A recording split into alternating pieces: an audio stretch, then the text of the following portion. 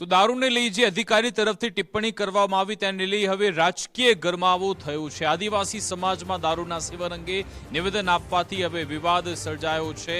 અધિકારી ગંગાશરણ સિંહના નિવેદનને પગલે રાજકીય ગરમાવો આવ્યો છે। તેમના તરફથી આ એક સ્ટેટમેન્ટ આપવામાં આવ્યું હતું। હવે કોંગ્રેસના પૂર્વ ધારાસભ્ય સુખરામ રાઠવાએ પ્રહાર કર્યા છે।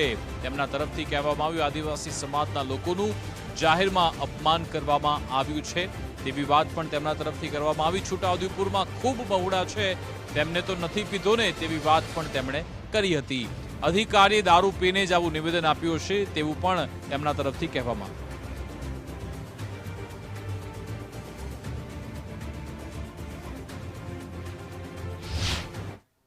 પણ આ અધિકારી જંગલ ખાતાના છે અને જંગલ ખાતામાં મવડા બહુ થાય અને મવડામાં કદાચ એ પોતે તો નથી પીધું ને।